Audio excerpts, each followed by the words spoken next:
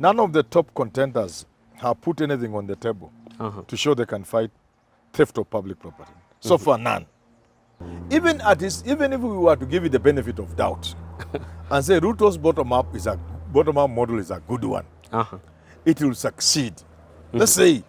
So he says he would want to empower Mama Mboga and the Mkokoteni person and the wheelbarrow and perhaps those other people we don't want to mention today. Absolutely. For every one of those in any location in this country, any market center, any village, for everyone you give a wheelbarrow, for everyone in Mama Mboga, there will be hundreds, if not thousands, of Kenyans who do not see 1,000 and not a shilling, 1,000 shilling note in a whole year. All right. So, what exactly are you talking about? President Manyora. Once I take my oath of office and I land in State House, there will be no gambling company in this country.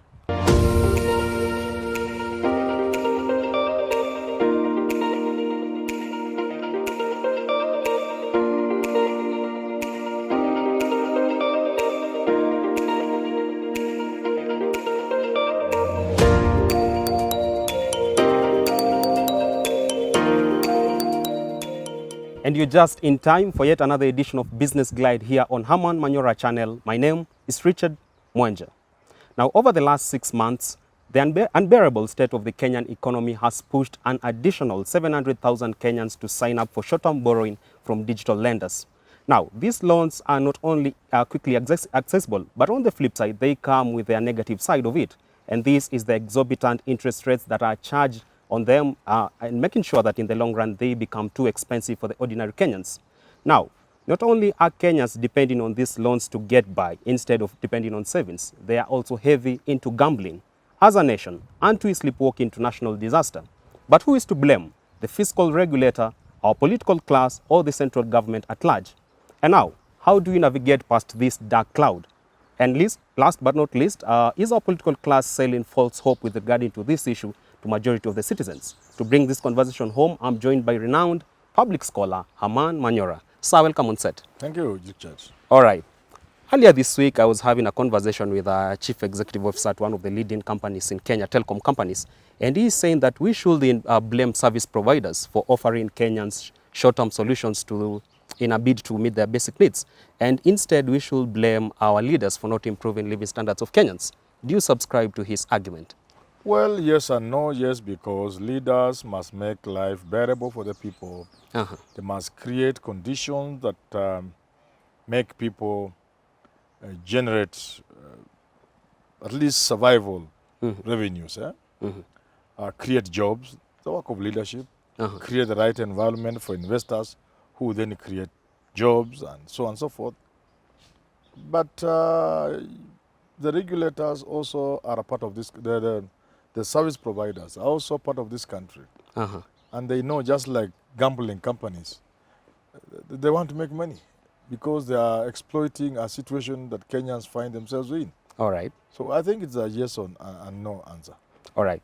I see. Recently, President Kenyatta alluded to the fact that Kenya is losing 2 billion Kenyan shillings to corruption on a daily basis. And a chunk of this money is misappropriated by our political class and state officers. Now, this money could have been otherwise used to service our public debt, which is standing at over 7 trillion Kenyan shillings. And this public debt is the one that has made Kenyans be on the sorry state they are living in. How much blame should the political class take with regards to the entire issue whereby now Kenyans are living from hand to mouth?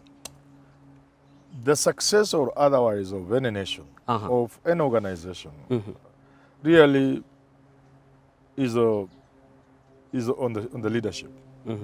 So if this country is going to move forward, it means the leadership will have to play the role leadership should play.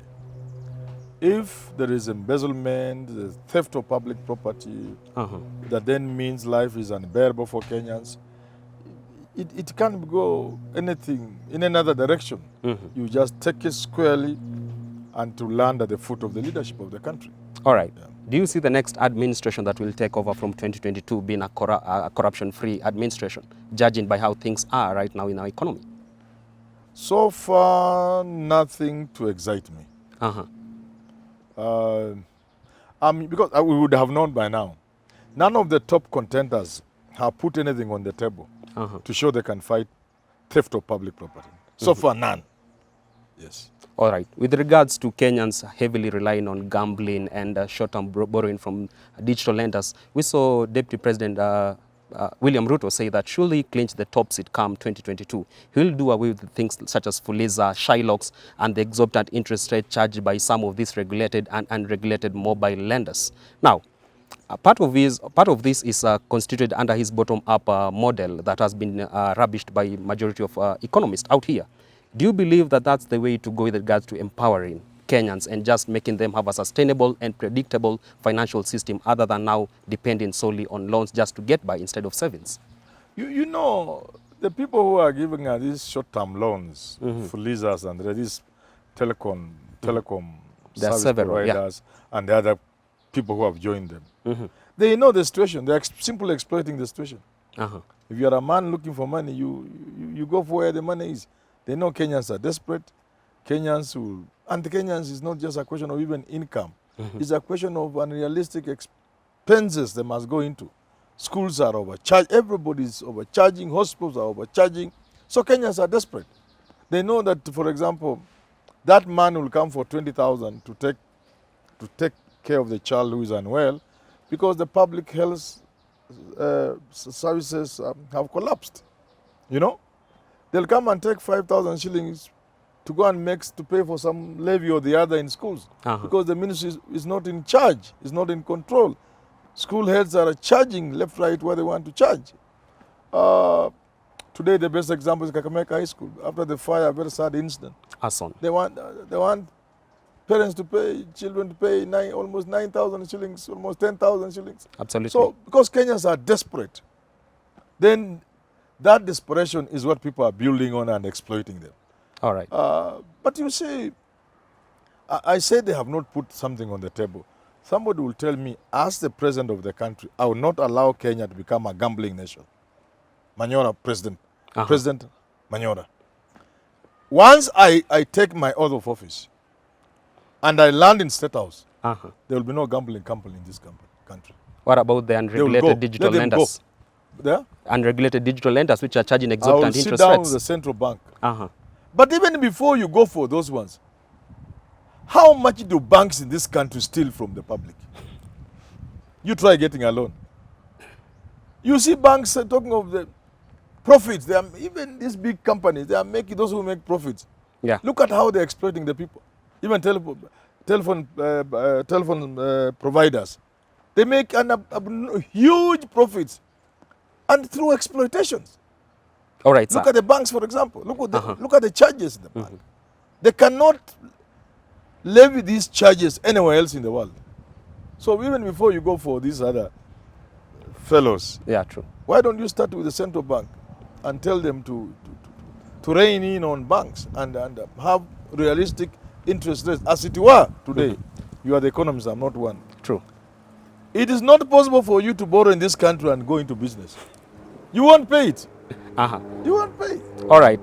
Regarding that question in a nutshell, the bottom-up model proposed by William Ruto, do you see it? Is it feasible enough that it will give every Kenyan a predictable income stream? You see, even if we were to give it the benefit of doubt and say Ruto's bottom-up model is a good one, it will succeed. Let's say. So he says he would want to empower Mama Mboga and the Mkokoteni person and the wheelbarrow and perhaps those other people we don't want to mention today. Absolutely. For every one of those in any location in this country, any market center, any village, for everyone you give a wheelbarrow, for everyone in Mama Mboga, there will be hundreds, if not thousands of Kenyans who do not see 1,000 and not a shilling, 1,000 shilling note in a whole year. All right. So what exactly are you talking about? You cannot empower Mama Mboga to get to a position using the little money he's talking about where that Mama Mboga can go back to the village and empower 20 people. So in other words, you're only trying to empower one Mama Mboga. And it's so cheap because once this Mama Mboga has been empowered, where are the customers? Her customers are desperate Kenyans, poor Kenyans, who can't even get 10 shillings. So who will buy from Mama Mboga? All right, let's You cross get over what to I'm that. saying? All right, Yeah. let's cross over to the other side of Raila Odinga. He has come forward with a proposal to have 6,000 Kenya shillings as cash transfers to the vulnerable groups in the society. Yes, yes. Now, skeptics to his proposal are saying that he is advancing more of consumerism than productivity, and that if he is to be the top leader in this country and one that will leave a legacy with regards to the economy, he should empower every Kenyan with regards to productivity, other than promote more of consumerism rather than productivity. Do you subscribe to that argument? Yes, but in a rather weak way. Tell us. Because you see, if you land, even if you are as powerful as Manyora, and you land at State House as the president, you'll need some time to create conditions favorable for the economy to grow. Absolutely. And you'll need some period of time, once the economy begins to show growth, for the same economy to create jobs. You get it? You'll need some time to reorganize things like the public health sector, education. You need time. So in the intervening period, as a responsible government, why wouldn't you take care of those who are going to bed hungry? So you understand? So the time you need to change the economy, to turn it around, to make things work in this country, I would give more than 6,000 shillings. I'll actually give 20,000, 25, 30,000. So there will be nothing wrong with giving it. But you must revamp the economy. You must make the economy grow. You must bring back investment in this country. You must bring back industry that has collapsed in this country by stopping things like dumping, things like second-hand clothes, and so on and so forth. Then you are looking at a period in future when those on the dole list, those on this stipend list will be minimal. All right. Yeah, because they will always be there. Every society will always have persons, either because they are disabled or because they are too old or because they are vulnerable for this and the other, who will always need the support of the country. All right. Yeah, fellow countrymen cannot go to bed hungry when we have billionaires and others enjoying. So all right. Government steps in, including very developed countries, Europe, America. Government always steps in to take care of the vulnerable. Yeah. All right, sir. Due to financial distress, as of January this year, over 4 million Kenyans had been listed to the Credit Reference Bureau, that's the CRB. A chunk of this number is the youth population. And they are here because they have been listed by these digital lenders. Do you feel Central Bank of Kenya, as the fiscal regulator, has had enough express authority to curb exorbitant interest rates from such lenders, or it's a collusion between the two? You see, by law and by operation, the Central Bank has the power True. to regulate. But if you look at the practice, they don't seem to be using that power well. We as a country, we seem to have agreed to leave the public. Yeah? Absolutely. We leave them To the dogs. to the dogs. You see? At the mercy of the exploiters, the lenders, the people who give up normal interest rates, the people who want to exploit the we have in every sector, including feed, food that is not fit for for human consumption. Absolutely. Including fake Drugs. things, including drugs. Like we are on our own. Yeah. And even water. Yeah. So that means, therefore, if you extend this in the finance sector, the regulator is not playing his role. I see. Yeah. Do you feel our political class, now talking precisely about the legislators, have passed enough in legislation with regards to cushioning Kenyans from being at this very sorry state they are in? The laws are not good enough. They are there. Why even think of more laws when those which are there are not being implemented? Regulations are there. A lot of them are not followed. You see, for example, somebody goes to a bank, opens an account today in the morning. In the evening, 200 million is pumped into that account. The following morning at 9, he withdraws all the money cash. And when the central bank is told, what are you doing? They come in and ask such a person to pay a fine of 500,000 shillings. All right. When that rare time when they come and come in as a regulator, under the know your customer kind of arrangement. So, in other words, the reluctance of the regulator All right. to do the right thing I see. will leave Kenya open to all this exploitation. All right. Yeah. Sir, you will agree with me that borrowing is not a crime in Kenya. But however, we have seen a number of these digital lenders using unorthodox debt recovery tactics. You find you have a loan of 4,000 to a certain digital lender. They give you countless calls. They even go to third parties in a bid just to recover their money. And also threats have been in the picture and they have been recorded on mainstream media. Now, going ahead, what will you say about this whole scenario? It is, I mean, the shame of a man begging for food cannot be understated. But once he has also borrowed to buy that very same meal, he is put under so much shame in terms of recovery process. That's what you talk about. That's why you bring in the issue of leadership. You bring in even to the lender and the banks social responsibility, corporate social responsibility. All right. You know that you are in a position, a better position. You know the weak in society. Why do you land on the weak and exploit them? Why does a bank, a serious bank, not these small lenders, why does a serious bank go in an area like I've seen, give people loans that look so attractive without sufficient education, only to turn around after a year or so to begin selling their animals? So the regulator again is asleep, because if you take a loan and the people come to recover their money, to possess your property because you have not paid, you see, the law is very clear. For example, they should not get you what constitutes your bedroom. But you see those people carrying beds and sufurias. They are not supposed to do that. That is clear, but they do it. And expensive seats. And there are even durations, that distress. I see. There's the distress, then there's a period you give somebody, then there's the duration that leads to final auctioning of somebody's property. They don't even follow that. All right. They just take today and tomorrow they have auctioned your things. I see. Yeah, so really, as you know, a leader is not the man in State House alone. A leader is not the governor alone. A leader is not the legislature. A leader is anybody who is in a position to move society forward or do harm to that society. All right. So most of our leaders, especially in the business, choose out of greed to do harm to society, which is not good. I see. Yeah. Second last question, sir. Kenyans aren't really borrowing to invest, both by investing into gambling, or rather by going deep into gambling or borrowing. They're not doing so to invest, but rather to meet basic needs, clothing, house rent, commuter fees, etc. Now, do you feel that if we address the issue of food security, affordable public transport, and also the agenda on accessible health and affordable one, that we now can curb this situation whereby we are heavily relying on borrowing as a country?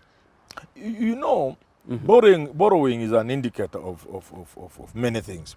But on top of the table, when you borrow, you are usually in a desperate situation. Yeah. Few normal people will borrow when they can manage. Absolutely. Even by tightening their belt. But we are in a situation, most people are in a situation where they completely must borrow. And that's why they borrow under whatever terms. You get it? And therefore, I go back to what I said. Leadership must come in. All right. Leadership must come in to make life bearable for Kenyans. Leadership must come in to ensure things work in this country. Medical, school, public transport. Public transport. In many countries, public transport is taken so seriously. It is either free or highly subsidized. You know that? Absolutely. Because you grant the seat of London to a halt. If you insist, everything must be paid for. So there's always the arrangement of subsidy. And there's also the arrangement of, the subsidy takes various forms, including book clearances and, you know, some of your taxes we may not really, you know, something if you are providing incentives and so on and so forth. Rail transport in many countries is always free, subsidized. Free in the sense when you pay the little money you pay, you think it can run the train. The rail, it can't. The train is not operating on the ticket you pay. True. Government is subsidizing heavily. So if we make life bearable for Kenyans in many sectors, people will rely less and less on gambling, on excessive borrowing, with very, very bad conditions. But it is a state of desperation. All right. Yeah. Bilal is flagging us down. We need to close the show. But before that, we have seen the government coming out as ironical and taking double speak in this issue whereby it is closing physical betting sites, or rather betting dens. But we've seen gambling going on national television. The regulator and the national government, is in this a case of double speak? That's why I say, well, if I'm in charge, I will put my foot down, there will be no gambling. That's how leadership comes in. Yes, leadership must know this thing is destroying the country. No gambling, go home. Don't tell us you are sponsoring football in this country with 60 million shillings to 200 million. Go away. You are destroying young people in this country. Even in America when there's gambling, check how it is done. Check where it is. It's where the rich are, Las Vegas. You know, where you don't just gamble everywhere, anywhere you want. No. So to some level, it's regulated. All right. Yeah. The people who are rich can go to these big casinos and gamble. All right. Because they have the money. But you cannot take gambling machines from all over the world, cheap things, and you find children, instead of going to school, they are beating those boxes and gambling. No, the country then doesn't have leadership. So to some level, you are saying even the betting licensing and control board in Kenya has got. They should give it to me. All right. Yes. They will come 2022 or 2027. Correct. We shall see. All right. As it is our norm here, before we leave, we give credits due to our fan of the week. And today, sir, we are going all over to Somalia. Troops serving under the AMISOM, they have reached out to me, especially those in Kulbiu and Afmado, and also a place called Beleskokani. They say, in as much as their job doesn't allow them to get into political staffs, they really applaud Business Glide and you checking into the economy of this country. What do you say about our troops serving in Somalia? We are proud of our troops. We are proud of you young men and women. You make us proud and continue making us proud. All right. Yes. They should continue checking Business Glide. And continue watching this wonderful channel. All right. That is a credit due from the owner of the channel himself, Herman Manyora. And also remember, you need to stay glued to Business Glide, because in each edition, we need to cover matters that you need to know about your economy. And nonetheless, there are more episodes that are coming up that will really gladden your heart and also enlighten you on what you need to know about your money and your investments. Until next time, my name is Richard Mwenja. God bless.